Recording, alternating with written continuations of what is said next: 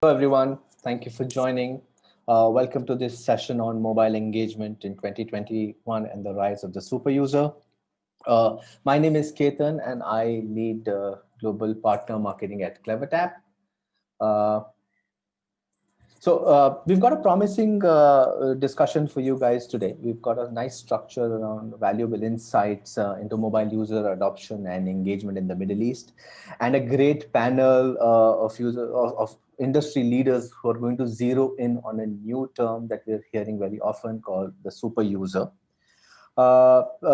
Before we start talking into about who a super user is, I would like to take this moment for the panelists to be introduced to the audience. We've got three fantastic industry leaders today who are heavily involved in the mobile industry. We've got Partha, who leads growth at Kafu. We've got Katerina Zelenkova, who leads partnership for AppsFlyer EMEA. And we've got Jay Dalvi, who leads the growth motion for CleverTap in the Middle East. Welcome, guys. Before we get started, how about a round of quick introductions? Partha, let's start with you.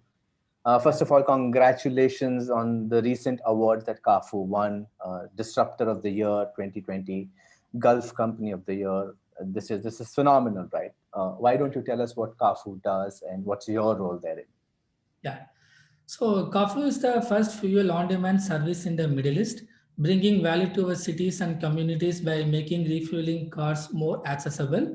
And Kafu is planning on revolutionizing the car ownership using AI, IoT, and tech. Currently, we have fuel services. We also planning to expand our services. Like currently, we have car wash, engine oil, and we have many more exciting products in the pipeline. I'm so excited in launching and scaling those products. So currently, I'm working as a growth manager in Kafu. So I have over 10 plus years of experience in growth marketing, analytics, and data science. Before joining Kafu, I worked with Karim, a Unicamel of Middle East, and some of the leading retail and banking industries as well. So in Kafu, I had all the growth initiatives and working towards revolutionizing the car ownership. Awesome. Welcome to the panel, Partha. Hi, Katerina. Congratulations on the recent fundraise with Salesforce Ventures, right? Salesforce is a great partner to have. Why don't you tell us about what AppsFlyer does and what's your role therein? Sure. Hi guys, nice to see you all. My name is Katrina. I'm taking care of partners at AppsFlyer, and I'm responsible for MENA, Russia, and Nordic regions. So AppsFlyer's core business is attribution, and if we have people who still do not know what it is, for example, imagine that you have an app, right, and you advertise it and you want to understand, like on different channels, and you want to understand which channel is actually bringing you more value. So this is exactly what we do. We attribute the install to the specific channel. Fantastic. We look forward to your insights on this topic today. Hi, Jay. Welcome. Please tell the audience what CleverTap does and what's your role therein. Super. No award or fundraise news for CleverTap, but thanks a lot. Thanks a lot for having us. Excited to be a part of the webinar. I'm about 7 years in the industry. 5 of those at CleverTap. I've had mostly customer-facing roles, right from support, customer success, and finally selling into my recent position, which is managing our business in the Middle East. Talk to hundreds of apps every month, and I've seen this space really closely, especially these two markets. So happy to be a part and share what I've learned. Awesome. Welcome aboard, guys. I am really excited for this discussion. So before we deep dive, right, let me just set some context around, what we're discussing and why we've come to this point. As COVID began to shut down countries one by one, right, the trends that we saw coming into 2020 only got dramatically accelerated. Right? For instance, take my case. I have a 10-year-old daughter. She didn't know about Zoom when the year began. And today she's spending over 4 hours on Zoom, on e-learning, extracurricular classes, and then hanging out with friends, right? Personally, I haven't stepped into a retail store in over 9 months, and I'm one for nothing. I'm on Zoom calls with my colleagues, and I'm ordering stuff. It's not like we weren't doing this before, right? But the frequency and the scale at which this is happening now is just astounding, right? And the situation has more than just accelerated the adoption of mobile apps. It is actually changing the user behavior fundamentally, right? What we thought of as a temporary blip in user behavior is more like a permanent situation right now. For example, I was just reading a PwC report earlier, and there was just a metric, very fascinating metric there, which said that in 2017, uh, e-commerce contributed to only 2% to the overall sales in the MENA region, and about 4 to 4.2% in UAE, which is traditionally the regional leader. At the beginning of the pandemic, interestingly, Saudi retailers declared that they had a 200% growth, and retailers from UAE mentioned that they were seeing a 60% year-on-year growth, which is phenomenal by any standard, right? And what this has also led to is that a lot of institutions, a lot of organizations have to crunch the time of their digital adoption, right? Some organizations, just to keep in sync with the remote working, digital learning, have had to compress 6 to 7 years of digital maturity in just 6 months. And consequently, what is happening is that apps are moving towards what is known as a super app concept, where they are a single point of stop for food ordering, your e-commerce, your ticketing, your billing, you name it, right? Apps like Gojek in Indonesia are an example of super app, and this has also led to a new phenomenon that we're seeing very off late, the rise of a super user, right? Typically, this is a very highly engaged user, a user whose frequency of engagement with the app, transactions with the app is very, very high. And they bring their tribe wherever they go app wise, right? So to understand the super user, the explosion of these super users and how they're coming about, I would love to hear from the panel that we have here. The first big question I had is for Partha, right? Partha, we live in truly remarkable times, and human beings are remarkable at adapting to change. What changes are you seeing in your users, right, since March 2020? Yeah. So let me share you some stats, some survey conducted by the Big Four accounting and advisory firms in Middle East, and those stats were really an eye opener for us, especially in COVID-19 times. So what the survey of the result of the survey is that 2/3 of those surveyed have a dip in their income from job cuts and because reduced hours. And compared to the in Middle East, we can able to see 62% reduction in household income compared to 40% worldwide. Because if you look at the Middle East, most of us know that 80% of the Middle East are expats. The problem here is the salary has reduced, but the expenditure has increased because of utilities and medical bills. The people are now staying in home more than ever. Because of that, the utilities bill has increased. Because of COVID, even the medical bills slowly started to shoot up. And another good thing about one Middle East is that people are more optimistic in Middle East compared to the world in recovery and spending. So what happened in Middle East is that after the Eid was moved, the people started slowly moving out. The lockdown was taken away and people started slowly moving out. They become so optimistic. And 30% of the customers reduced their spending in short term, and 50% slowly started ramping up in the coming months. So which was really interesting for Kafu as a business. So what we're seeing is that till Eid, our users were so, petrified of going out, and they were not traveling in mobile. They were not traveling much, and we are not able to capture that particular market. But after the users, after the lockdown was removed, people got accustomed to this new normality and they started traveling a lot, which actually started filling up our coffee business as well. And another interesting point here is that 53% increase in mobile shopping, as they said that 92% of them likely to continue the same. So what's happening is that even though these people have shifted online shopping, and 92% of them wanted to continue the same even after COVID as well. So these kind of changes is really good for digital as a business on a whole, And this is going to be a key changes even after COVID as well. And another interesting fact is that the wallet size of the Middle East customers has reduced drastically. And now everyone is competing for that share of the customer's wallet. The users traveling has reduced, and to maintain the same pre-COVID levels, now business now starting heavily on digital. So these Right. are the few things which is started users. Right. So as we oscillate between lockdowns and the market opening up, we see that there are difficult times for a lot of people, right? But we're slowly coming back to normalcy, is what you're saying. And, this is the new normal for us, as much as the term is cliched, but it is what it is, right? Yeah. Awesome. So Katerina, you guys work with a lot of app publishers right across the fence. How are things looking from your side? What broad changes are you seeing across the landscape? Sure. So advertisers and publishers, they had to adapt for sure, and we can see that engagement with the apps increased a lot. So for example, to give you like a little bit of data insights, we saw the 25% of rise in e-commerce app install during pandemic.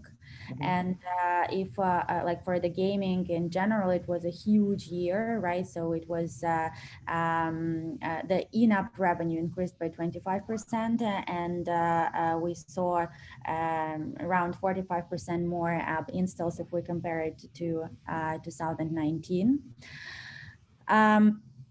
So for example, if again, right, if we're talking about the in-app shopping, it exploded. People were sitting at home. They didn't have chance to buy anything in the shops. They all turned to apps. And even though that we see that unemployment rates, for example, has grown, right, there's still consumers who are spending less money on things like traveling, right, and culture, and et cetera. Another interesting insight that we saw, that if we're talking about EMEA, for example, during 2020, the average fraud rate was about 33%.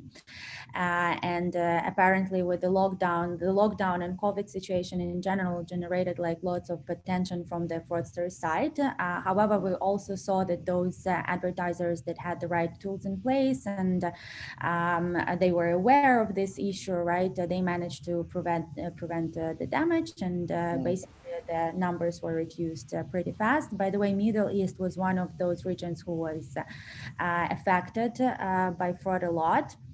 Mm-hmm. If we're talking about also like about users, right, and insights on the user journey, and on the consumer side, I would say, we see that older people, for example, they had to adopt and they had to start using apps, and we can assume that this kind of audience, they are much more stickier, right, because it's less probably that the old person who would install his app, he would be like switching between the apps, when the younger generation can actually do it and searching for the better options. So this is another insight that we can see. And in general, I think like this year, it's even more than ever, it's very critical to have a very carefully planned strategy, and you have to be backed up with the right data insights, and you have to make sure that you have like all the necessary measurement infrastructures in place as well. Right. So this is the year when we will truly see the power of data coming out, right? Yep. Awesome. So Jay, that brings me to you. You work with publishers to better engagement and retention. What are you seeing at the front lines? There's so much to talk about, and I think Partha and Katrina covered quite a bit from sort of the publisher side. The lockdown started, and nobody was expecting so much free time at hand. Honestly, I think personally, from my experience, I've spent more time in apps more than ever, right? In the last few months. I did see a few trends come through, and interestingly from the apps side, where we've truly seen apps also evolve right? Not just us using the apps, but also apps evolving themselves. Primarily sort of two trends, one in their core business. Funnily enough, one customer we onboarded at CleverTap back in January was a delivery service. Mm-hmm. But through through the COVID period, it is now it is now a grocery delivery app, right? So they've gone ahead and just pivoted completely into a grocery delivery shop only, right, as opposed Right. to just deliveries Right. in general. I guess that was the need of the hour, and we are also seeing a very interesting trend of apps just becoming larger than themselves. For example, I think Kafu is a good example of now offering also a wallet, right? Right. So why go anywhere else when Kafu can have their own wallet attached within the app, right? So it's essentially a line extension of a business. Similarly, I think wallets is quite an obvious one for most types of businesses. I saw an interesting example of an app go from P2P delivery to a full concierge service, right? So I can hire somebody to run 5 tasks, right? Go to the bank, uh, do a listing, pick up some stuff from the grocery store, and then come back and deliver all of that to me. So quite a lot of things change, but I think apps essentially evolved over time to meet what the consumers needed at the time, and I hope to see that sort of change continue. I think a lot of people have wrote papers around this. I think AppsFlyer has one, even CleverTap published one recently, just to see some broad trends in different verticals. Right, right. So sweeping changes across, right? And a lot of organizations, a lot of apps have taken this crisis to find opportunities. They've pivoted their core businesses in many cases, and made changes rapidly and very quickly. So Partha, coming back to you, right? Your business is very, very unique, on-demand fuel delivery. How do you folks ensure stickiness to the app? In terms of retention, engagement. So we actually build engagement drives stickiness, and stickiness drives retention, retention drives growth. We strongly believe in it. So let me give you a small example in what Facebook growth team did. So Mm-hmm. what Facebook team, after analyzing their users pattern, they found out that if you add 7 friends in 10 days, the probability of that customer sticking to your app increases manifold. And if you look at the Twitter, it is 30 followers. So some people call this as a magic number, but actually it is not a magic number.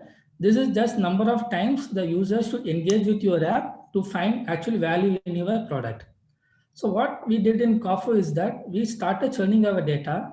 We started finding out what is the R movement for Kafo. How many times the customer has to engage with us that drives the stickiness. So after we found out what is that particular engagement number, what we did is we pivoted our entire business strategy towards that particular engagement metric.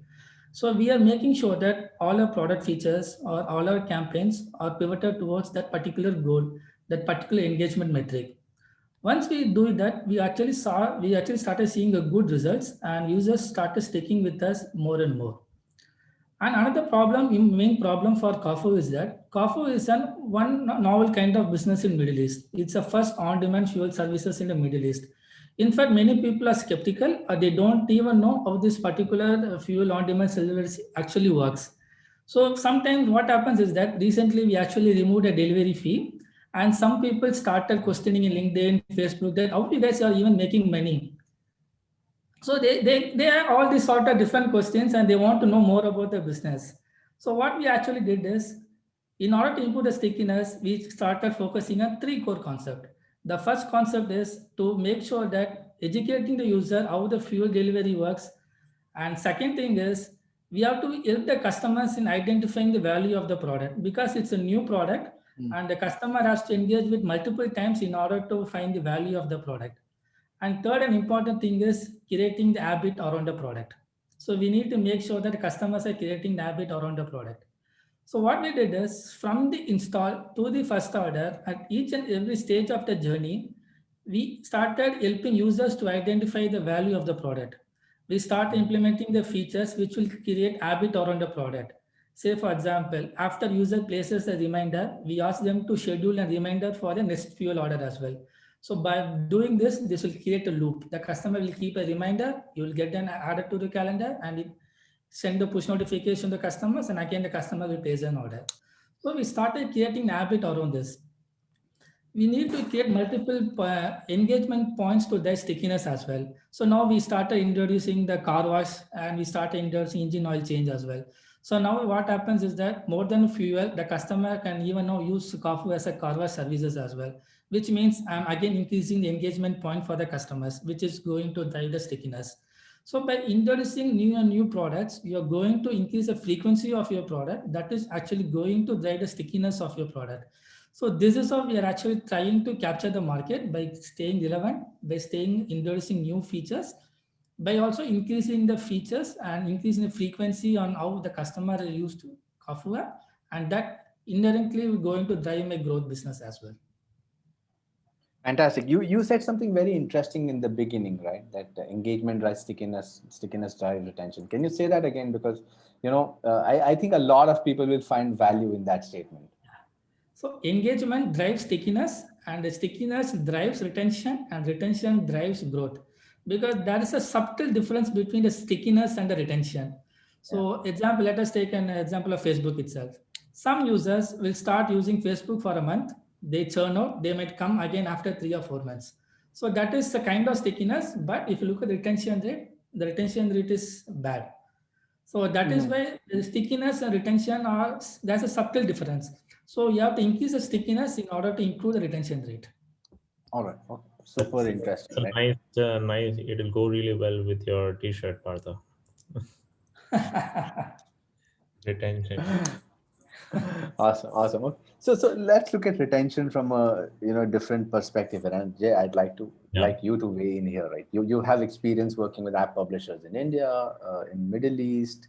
Do you see any substantial changes in engagement models from these two geos? Quite a lot.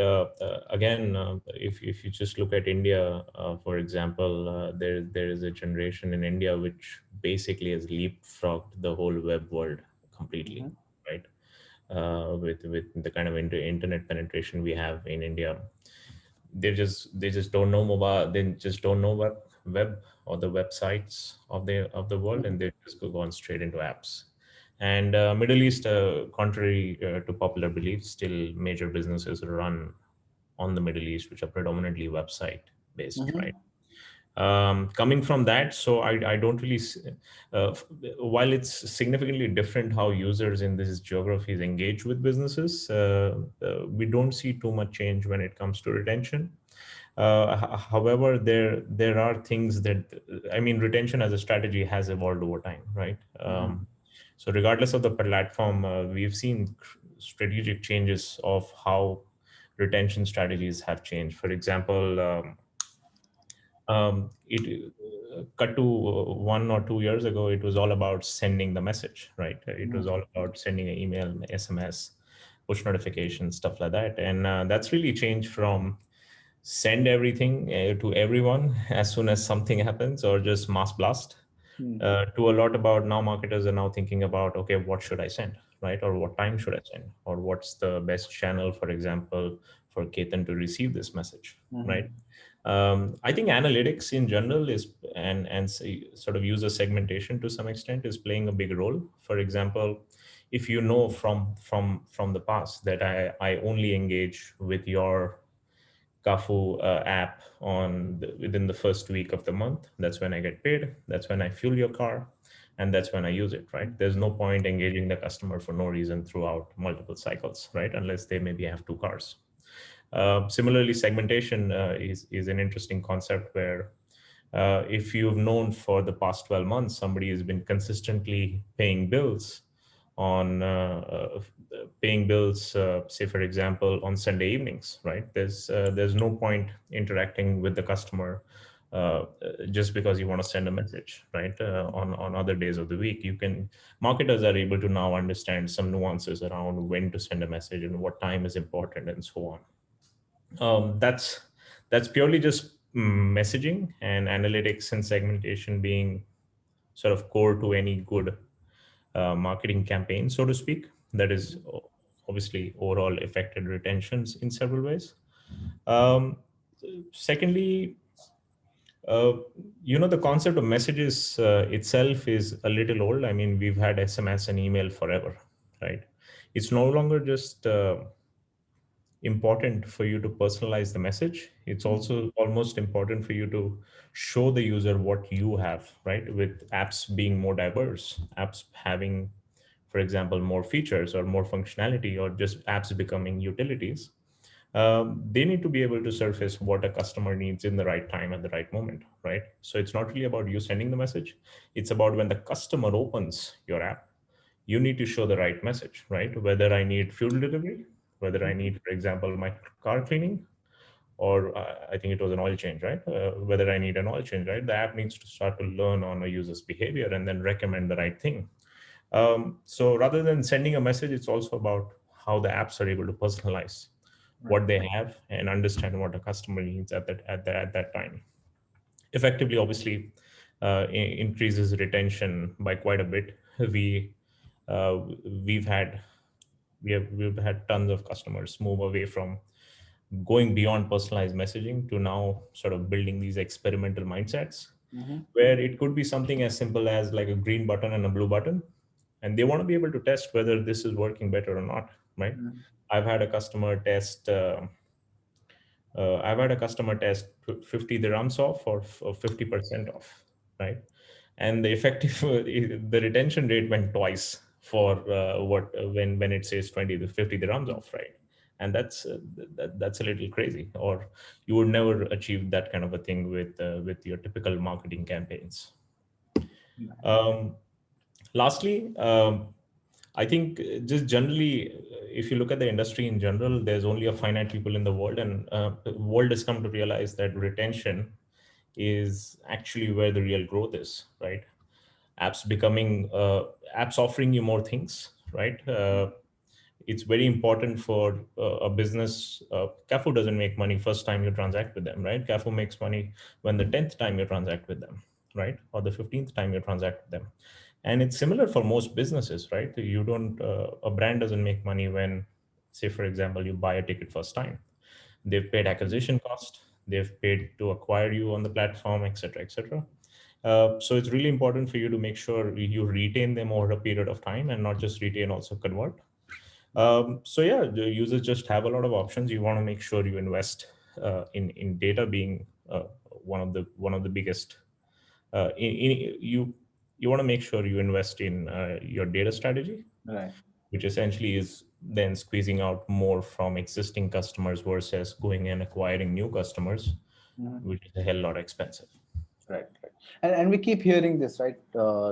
Acquiring new customers is 25 times or 30 times more expensive, right? So what I'm hearing from you is that not sending a message is also an engagement strategy. You just need to be smart about it, right? And it's not like you can build retention overnight. It takes time, it takes patience. You've got to plan for it right from the beginning. Yeah, if I can just add something else, I mean, I say this a lot.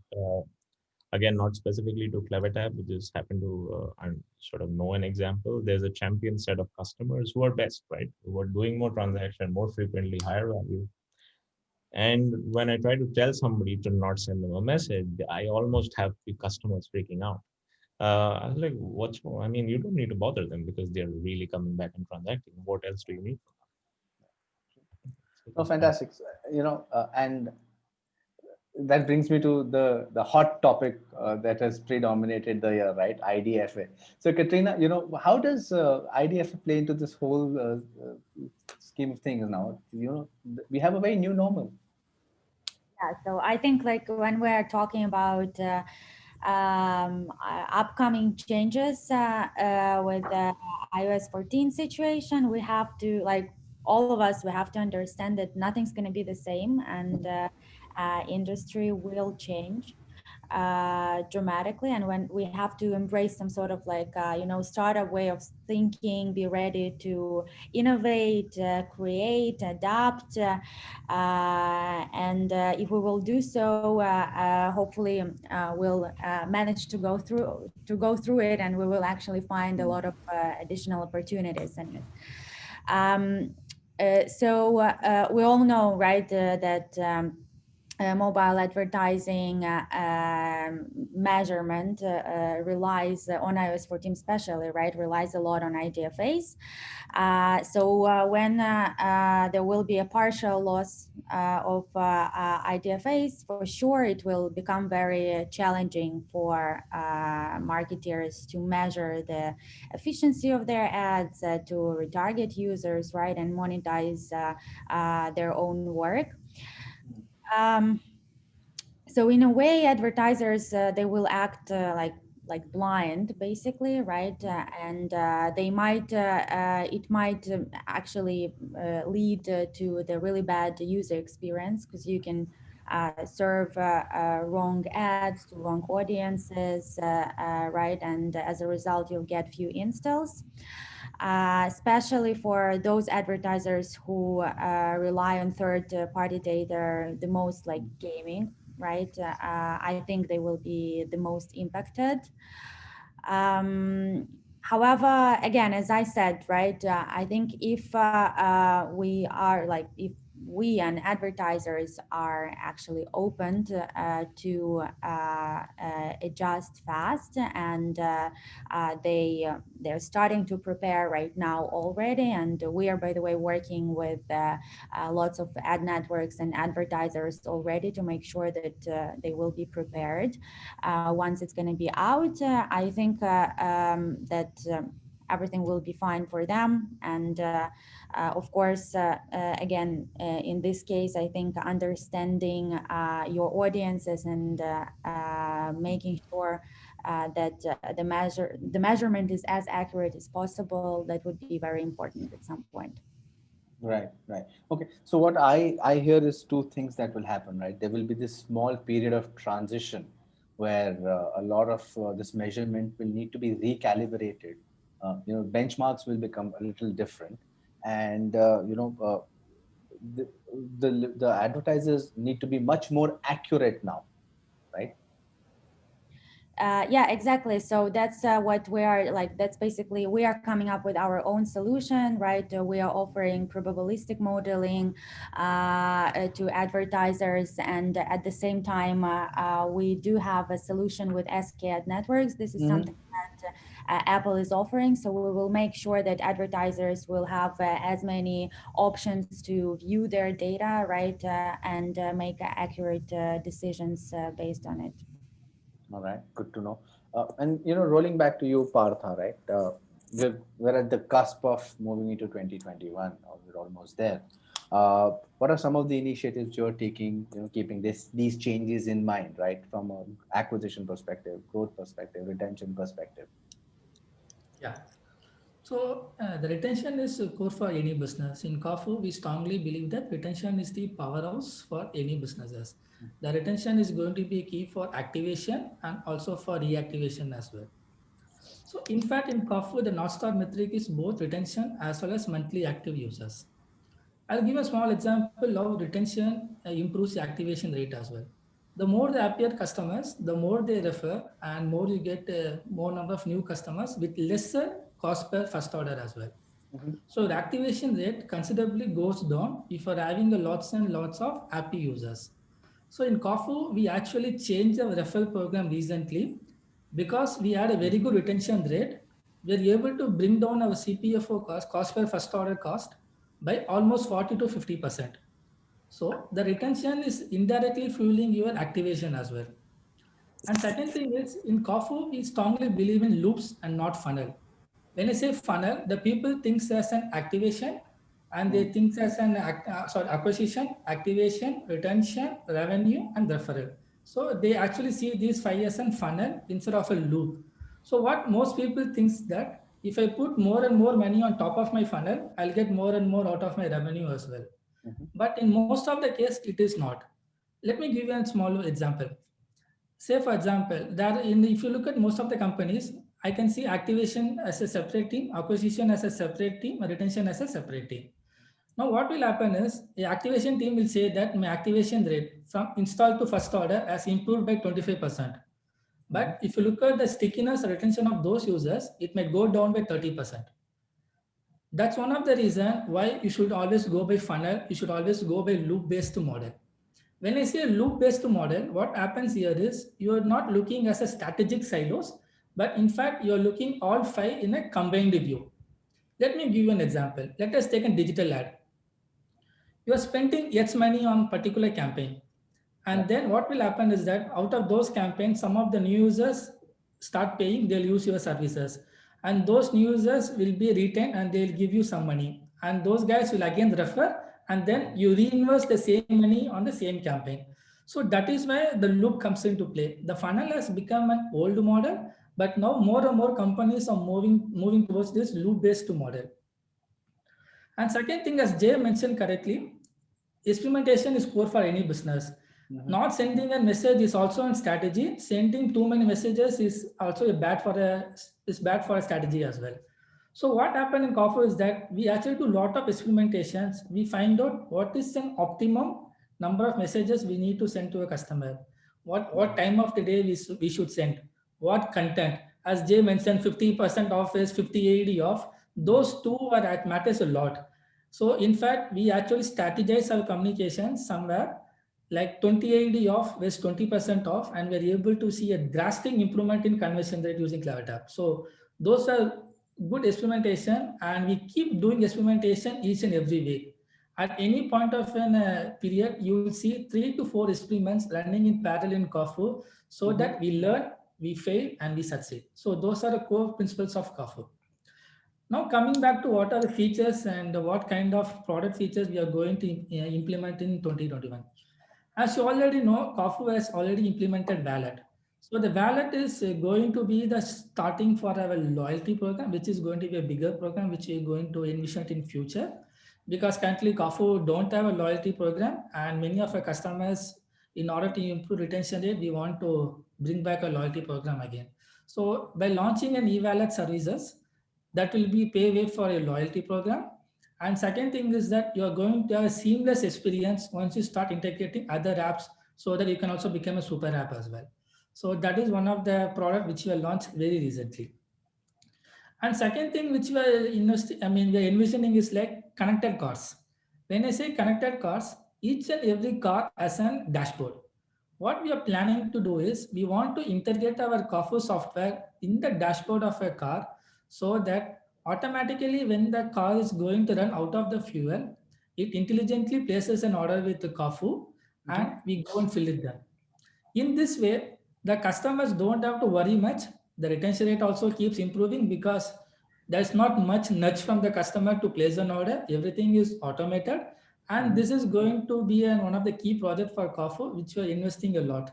So we are actually working a lot on doing some testing and finding out which car, how to do it. So this is going to be one of the key projects for us in 2021 to drive retention as well. And we are also doubling down our budget on new initiatives, and we are planning to leverage our AI, IoT, and tech. And we want to get users to hooked on to us in order to improve the retention rate as well. So we are working on some exciting project, which I can't reveal it now, but soon you guys will find it out, and that is going to improve the retention rates. So no more messages. You just walk up to your car and it suddenly somebody has fueled it. Yes, that's our vision. Wow. Awesome. Okay. I'd like to see that for sure. So Partha, a follow-up question on this is that, you said that you created a loop wherein the loop is, self-propagating, right? Do you see a lot of users or new acquisition coming in via these referrers or these super users, as we call them? Yes. So we are seeing more than 30% of our new users are through referrals. So we are happy to say that. Okay. So that is what happened is that is also significantly reduced our acquisition cost as well. So that is why we keep saying to everyone that retention is a powerhouse. Keep improving your retention rate, so that will funnel your activation as well as your resurrection as well. And another reason why we want to improve we are focused more on connected car is that there is a perception of Kafka being an emergency service amongst the people. I use Kafka only when I run out of the fuel. I stranded in somewhere in the highways. But we want to change that perception as well, right? The idea behind of Kafka is you shouldn't face that situation. Yeah, true. So the use case for Kafka has become an emergency services, not like a regular services. So we are also trying to change those habits to increase the stickiness and retention as well. Got it. Very, very interesting. Very interesting, right? Okay, so now I really like to go around this table, right, and take your views on what you see that is coming. We're going to talk about 12 months because anything more than 12 months right now is super long term, right? All right. Partha, let's start with you, right? What do you see happening in the next 12 months? What do you think your industry will move towards? Now the penetration of digital has become more in Gen X and Gen Y customers a lot. So now we are seeing more and more Gen X customers who are born in 1965 to 1980. Now they are more digital than ever. Right. So now that is going to be a key consumers for us to concentrate as well. Already Gen Y and millennials, Gen X and millennials, they already know what is digital and all. So you don't need that much push for them to propagate your digital knowledge. Now that because of COVID, even Gen Y started, getting into digital world a lot, and that is going to be an important customer segment which everyone wants to capture it as well. And second thing is these changes are not permanent. These are not temporary. 92% of the customers who switch to online, they want to continue online as well. And the another problem is that 75% of them are trying a new shopping, which means they are trying to switch the brands a lot. So the loyalty and retention is going to be a key concern in next 12 months. So most and more organization, we have to start focusing on retaining those customers because there is going to be a lot of competition and people now being online more than ever. They are going to research, they can easily switch on to your competitors.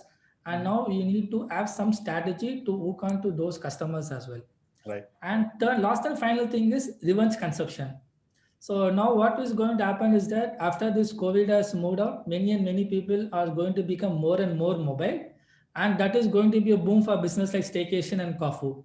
Because now people are traveling a lot to malls, beaches and staycations and they travel more.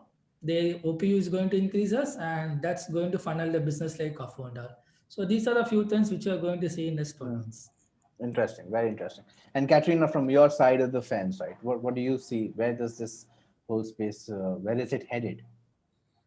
So I can assume that there will be much more competition, and together with that, the marketing, like advertising budget, they might increase in order to keep up. I think that advertisers, they will have to make sure that users, their user acquisition campaigns are as much impactful as possible, and that they can actually convince the user to use their products. So I think it will be very important to understand your audience and properly engage with it.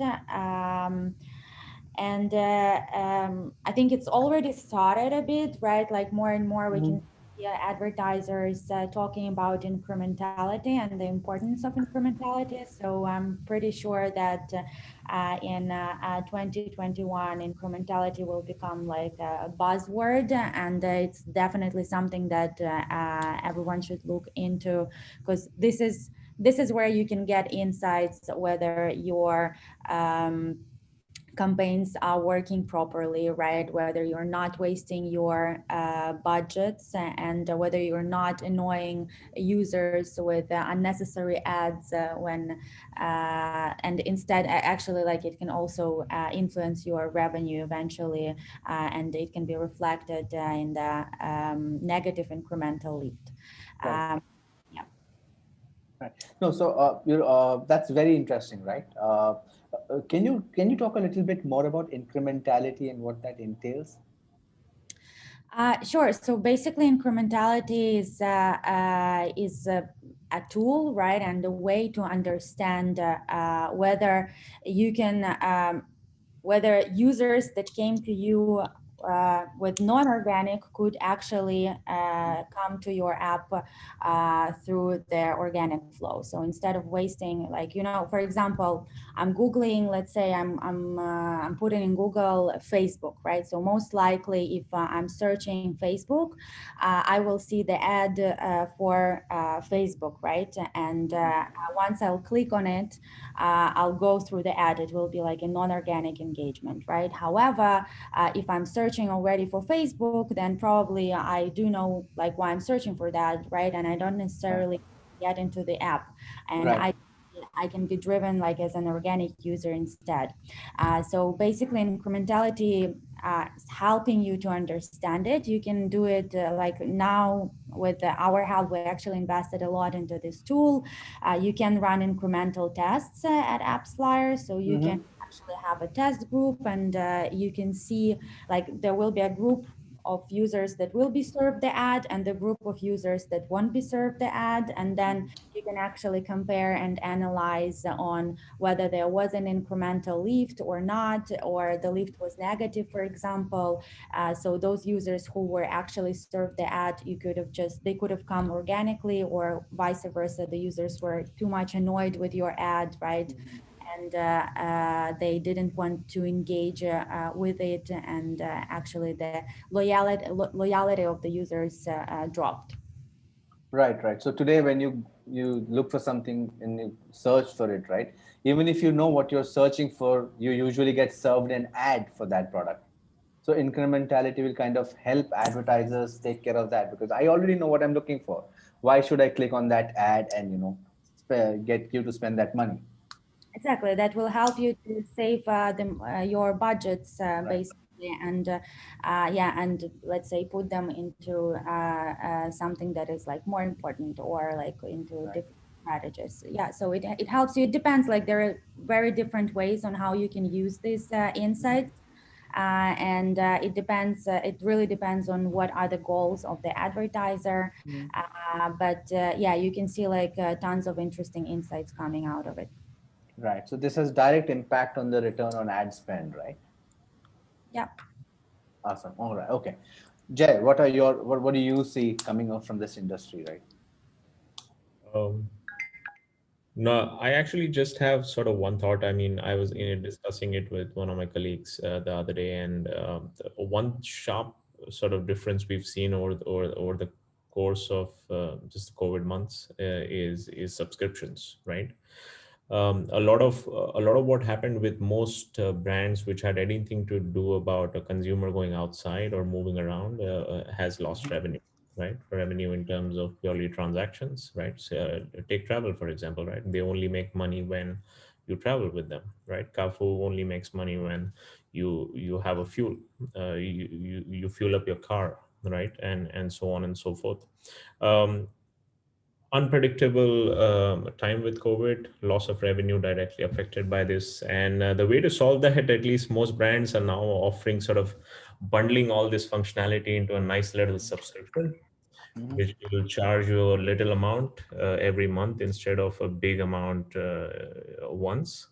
So I think the move to subscription will sort of safeguard also publishers from any sort of downturns in terms of economy, be it a second lockdown or anything for that matter, right? You essentially build in recurring revenue, and in addition to that, like Partha said, subscription does increase, or loyalty in some effect does increase the it does increase the number of times somebody can come back and will transact with you, for example, right? So yeah, subscriptions, I see big play. Only if I had a subscription to manage all my subscriptions. I'm just paying too many places, and I don't know how to track of that. So maybe somebody should get on that. Uh, the second interesting thing is sort of apps are becoming these walled gardens, right? I mean, there's just so many things that they're offering now that I don't need to go anywhere else. Take Kareem, for example, right? Kareem is offering wallets, rides, food delivery. I don't really need anything. Like I'm in a hotel right now, and I think Kareem can solve most of my problems, except maybe a doctor, right? Which maybe I don't know. Maybe they have have that launching soon. So you're sort of stuck in. First, it was an Apple ecosystem, but now I think it's more sort of you're stuck within the same app, right? And a lot of functionality offered within the same app. So that's, I think, one interesting thing that might happen. Awesome, right?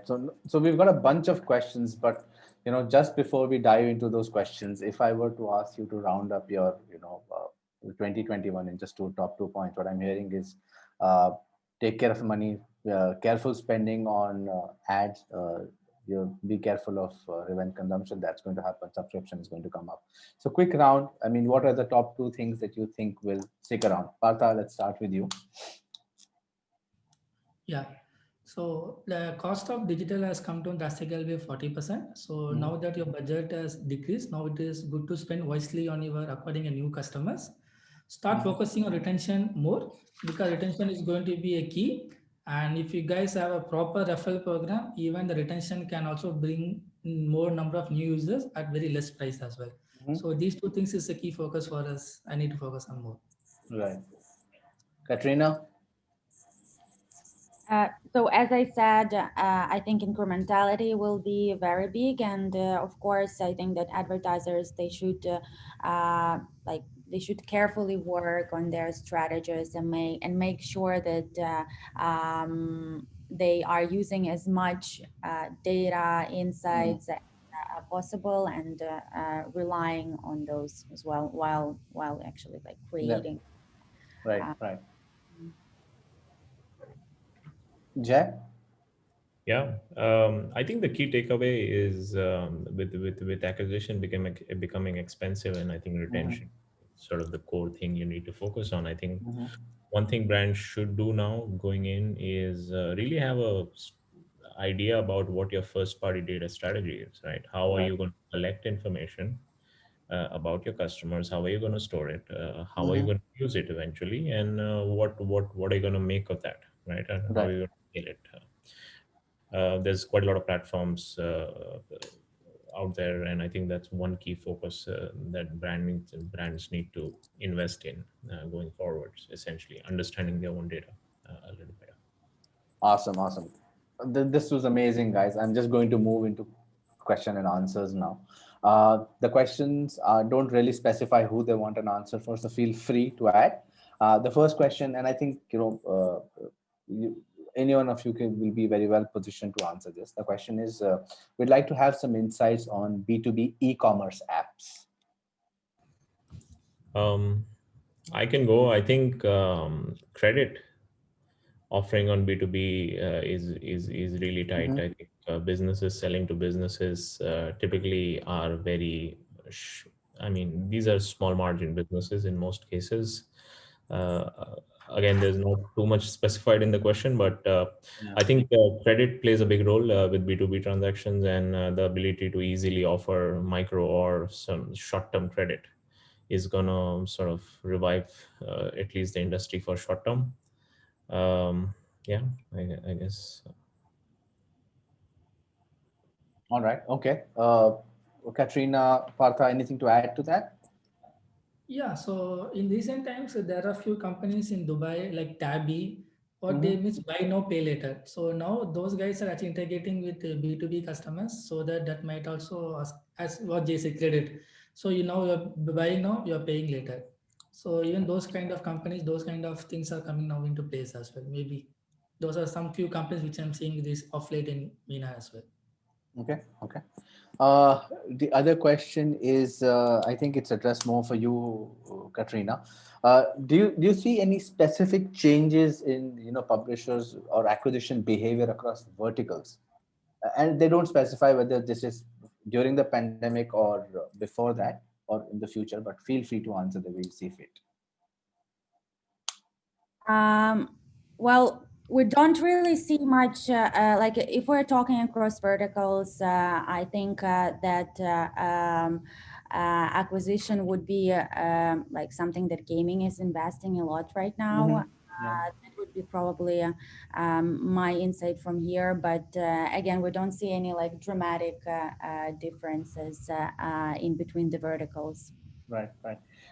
Okay, so we did a very interesting session with the AppsFlyer around gaming, right? And gaming typically stays 2 or 3 years ahead of the other industry verticals in terms of leading the change.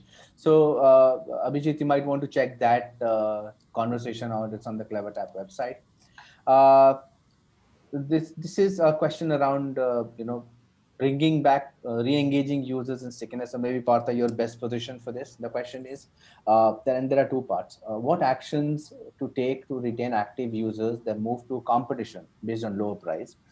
And a corollary of this would be, how do we add stickiness to the existing customers? Yeah. So okay, the main reason why the customers might move on to the competitor is that one can be a lowest price, right? So in order to stop moving the customers to competitor, you can actually increase the switching cost. So when I mean switching cost, you can actually bring a loyalty program over here. So once you are actually having the loyalty program and having a seamless customer experience, what you're indirectly making is a mental block for the users, and you're actually increasing the switching cost to your competitor. So we also facing the same thing with gas stations. So that's the reason I can able to relate this question. So we what in coffee we also plan to do is we want to increase the switching cost, bring it a loyalty program. For example, cashback program. So what will happen is that for each and every transactions you do, you will be crediting something back to your wallet, which means as a mental block, the customer before switching on to competitor, they will see their wallet, they might have some money which they need to spend as well. So which means you're again they will be spending with you, and again you are going to give the cashback, and this loops continues. So you are indirectly increasing the switching cost for the customers, and by having a seamless customer experience, like reducing your delays, having a proper delivery channel, having a multi omni channels, for example, having various points where you can deliver the customers, invest more on customer experience. By increasing switching cost, focus more on customer experience. These two will actually be a good one if you want to improve retention rate and win back those customers who have actually moved on to your competitor. Right. So there's another question that just came in, and maybe you can answer along with this, right? So the question is, does discounting as a retention strategy, will it continue working as we move ahead? Honestly, no, because discounting might work initially. Once the users get hooked onto your product, then you should stop discounting them. That will become a cannibalizing. So Right. we also faced a similar situation over in Kafu as well. So initially we went heavy on discount, and then what we did is now the users got hooked onto your product. We create an habit for the users, and then we slowly started moving away from discounts, and we started focusing more on product features, multiple engagement points, and more customer experience. So once the users are hooked onto your product, you don't have to give promo. You can reduce. I mean, you can't completely go away with promo. You can reduce your promo budget, and you can move on those budget to a customer experience and other loyalty program. Right. Awesome. Just to extend on what Partha said, right? If a customer is already uninstalled, I think what are your options, right? This is a question I get quite often, and typically I think remarketing to them. So a part of the answer sort of starts with you having details, having collected these details correctly in the first place, and email number, phone numbers, email addresses, phone numbers, can be used to remarket to them, right? Using Facebook and Google Ads to some extent. We've seen themes like surveys work quite a lot with the re-engagement and trying to understand what their feedback was, and if that's something you can resolve as a brand, and then there's one customer retained, right? Typically, we've also seen again incentives of different forms. So not incentives not being the idea of being you able to target them and then you can hopefully get them back. I think AppsFlyer also plays a huge part in that full stack of being able to remarket to somebody and then making sure they're tracked through the whole journey. Yeah, so to add a little bit on this, we have a very interesting, like actually the recent case study with one of our gaming clients. Like when we're talking about retargeting, right, it's also important to retarget your users smartly, again, as I said before, right, in order not to annoy them too much and not to engage them with the app when it's not really necessary. So they actually had a group of two different groups, the paying players who made a purchase in the past year, and non-paying players who reached level 50 higher, right? So they were very much engaged with the app. So after actually accurately serving them and re-engage them with the app, they managed to understand that non-paying users were 4 times more likely to make a purchase after seeing after seeing remarketing ad. than the users that were already paying before. Also, when we're talking about, like as we said before, when it's coming to user acquisition, gaming is very strong in here. So if we have like some gaming companies among our audience, I think, and that's what we see from our data as well, it's very important actually to start embracing retargeting as well. Even though that for some reasons, gaming companies, they think that retargeting is not that necessary for them and they don't really invest in. Right, right. Fantastic. Katrina, there's not so much a question, but a comment on incrementality. It says that incrementality is the need of the hour, and thank you for touching it up. Would like to know more about it. So I suggest, I think AppsFlyer, you guys have a lot of content around this, but any sources that they can go and read more about this? Sure. I think the best source would be our blog, and you can always reach out to me directly or to anyone from our team, and we will be happy to show you the decks and everything. Like we have like different data insights and decks that we can share with both our partners and clients, advertisers in general. Yeah. So just let us know. Awesome. Okay. We're just out of time, but I think we can squeeze in just a couple of more questions. And I think this is more for you, Partha. The question is, what do you mean by multiple engagement programs? Yeah. So let me take an example which we did in Karim. So in case of Karim, what we did is we had a Karim QR code installed at various points. So for example, in malls we had, and we also add other tourist destinations. So what customers can do is they just scan the QR code. We are creating multiple engagement points where the customer don't forget what the Karim is, and you're actually improving the retention rate. They just scan the QR code. That's it. Everything will be keyed in from the location to the car. Everything will be keyed in based upon user's preference, and they can start taking the trip. So whether the customer visits a lot, you are just making sure that you are visible over there. You are creating multiple engagement points. In case of Carrefour, what we did is we implemented new services which is related to the car. For example, we had a fuel, and this logical step was car wash, and then we had an engine oil change. Soon we'll be expanding to tire change as well. So you are creating a multiple engagement programs with, and services within your ecosystem, so that more and more customers just start engaging with you other than your fuel services, and retention keeps increasing. Awesome. Fantastic, guys. And what's a panel discussion without a little spark of a question, right? So last one, I promise. And this is interesting, right?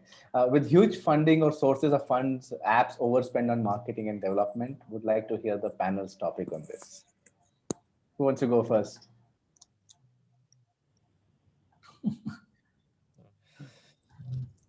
I didn't quite understand the question. Yeah. The question is that, as and when more apps are getting funded, they're overspending on marketing and reach outs, right? There's no such thing in my dictionary as overspending on marketing. But what are your thoughts with that?